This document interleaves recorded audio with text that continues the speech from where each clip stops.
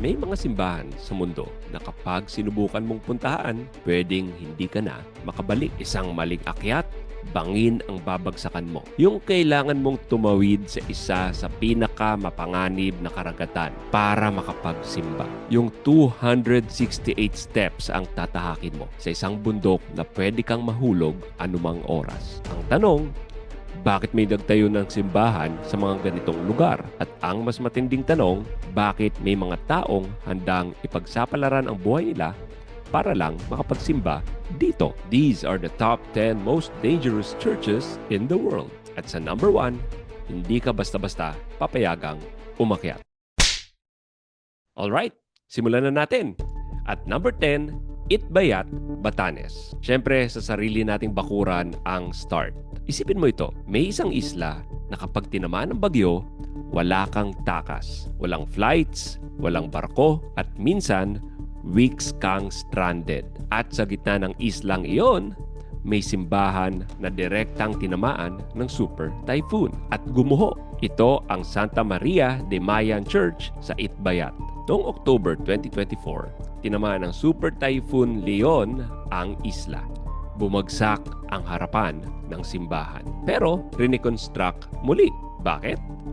Dahil para sa mga nakatira doon, ang simbahang ito ay hindi lang gusali. Sa gitna ng bagyo, ito ang sandigan nila. And kung ito pa lang ang number 10, tignan naman natin kung ano ang number 9. At number 9, Dolomites, Italy. Isa ito sa pinakamagandang simbahan sa mundo, ang Chapel of St. Johann in Ranui. Pero huwag kayong maloko sa ganda niya dahil isa rin ito sa pinaka-delikado. Sa unang tingin, peaceful.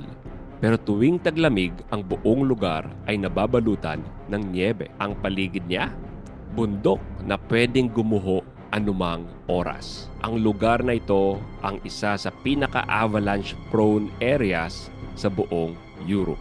Walang warning, walang signal, bigla ka na lang matatakpan ng toneladang yelo at bato. Pero sa loob ng daang-daang taon, nandito pa rin ang simbahan. Nawala na ang lahat sa paligid, pero ang simbahang ito na itinayo noong 17th century na natiling buo sa gitna ng lahat ng natural disasters na dumating. At kung tingin mo, delikado na dito, hindi pa.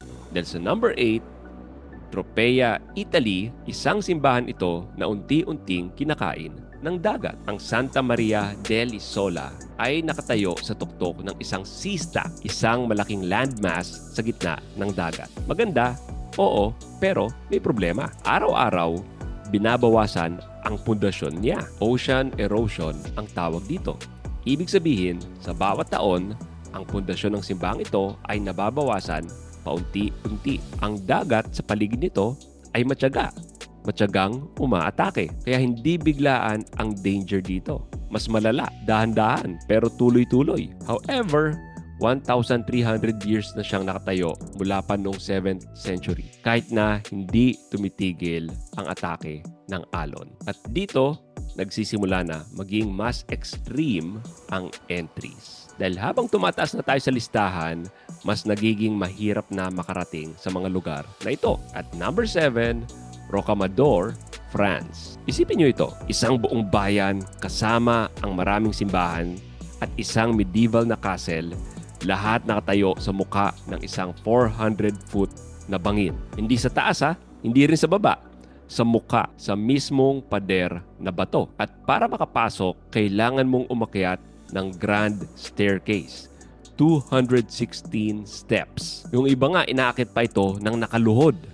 Pero kahit noong Middle Ages, dito nagpupunta ang mga pilgrims. Ang Shrine of the Black Madonna ay nakalagay dito at ayon sa tradisyon, personal itong itinalaga ni Saint Amador, isang ermitanyo na naniniwala na walang lugar ang sobrang delikado para sa Diyos. Number 6. Las Lajas, Colombia. Isang simbahan na nakatayo sa pagitan ng dalawang bundok. May 2,500 meters ang taas above sea level. Ang Las Lajas Sanctuary ay hindi lang isang simbahan.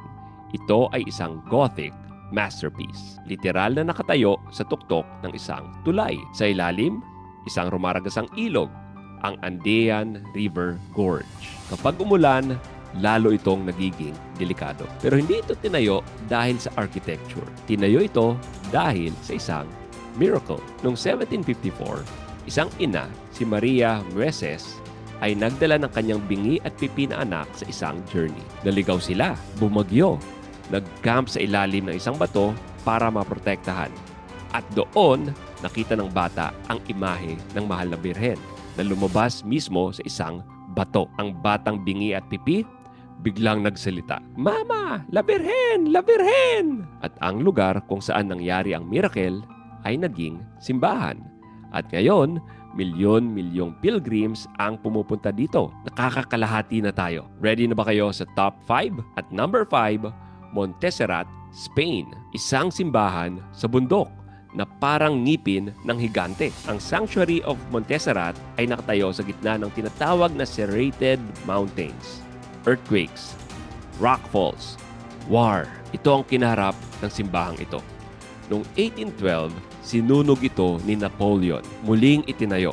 At noong 1936, sa Spanish Civil War, pinatay ang maraming monghe. Pero nanatili pa rin ang simbahan.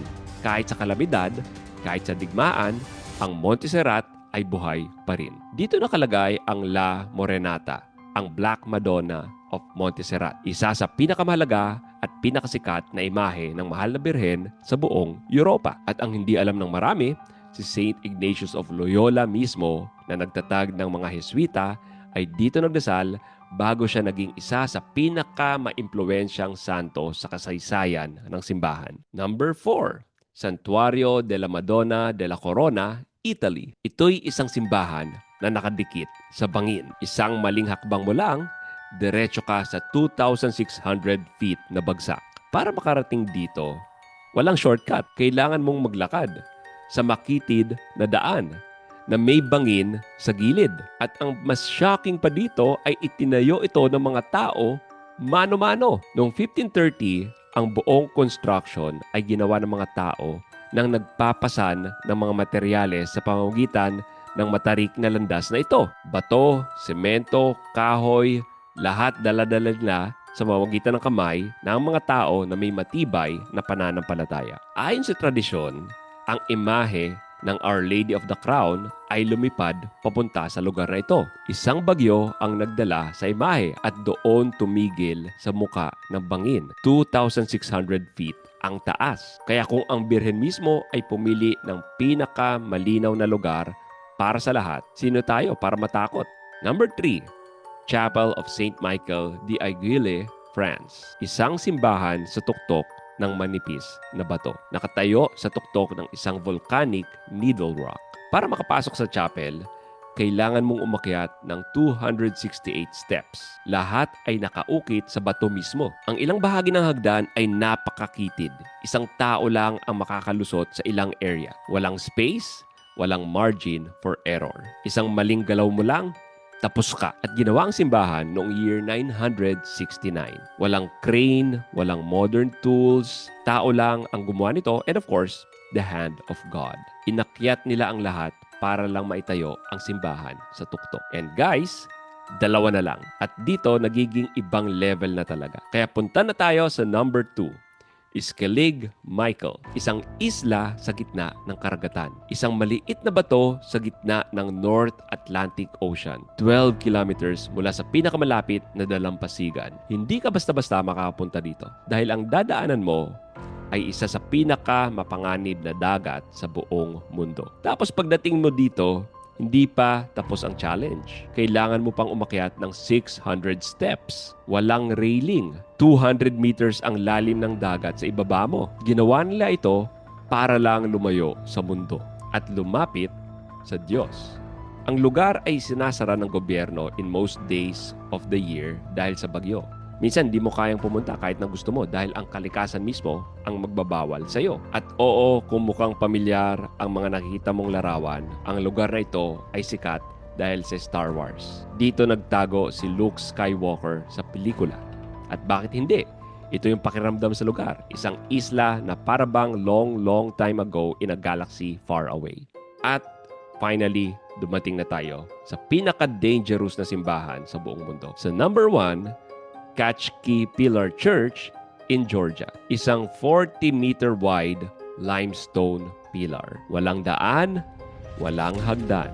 Pero sa taas, may simbahan. Sa loob ng maraming siglo ay walang nakakaakyat dito. Hindi dahil sa ayaw, kundi dahil imposible. Until noong 1940s, may isang Soviet researcher ang unang umakyat gamit ang modern tools. Natuklasan niya ang simbahan sa itaas at natuklasan din niya ang mga labi ng mga monghe. Ngayon, ang mga otoridad sa Georgia, pinagbabawal ang mga turista na umakyat. Ang mga experts lang na may tamang climbing gear ang pwedeng umakyat. And disclaimer, ang simbahang ito ay Gregorian Orthodox, hindi in communion with Rome. However, ang simbahan ay itinayo long before the schism of 1054. Ang simbahan ay nandun pa rin after 1,500 years sa tuktok ng isang pilar na halos imposibleng akyatin. Ang mga monks handang akyatin ang imposible para sa Diyos. Hindi ko ini-endorse na magbuwis buhay ka para makapagsimba dahil pareho lang naman ang misa sa mga dangerous churches na ito at sa local parish nyo. But given that, ano na ngayon ang excuse natin para hindi magsimba tuwing linggo? Kung may chance kang bumisita sa isa sa mga simbahang ito, ano ang pipiliin mo at bakit? Write it down sa comments below. At kung gusto mo pa ng itong content, hit the subscribe button at may mas matindi pa akong video dito when you click right here.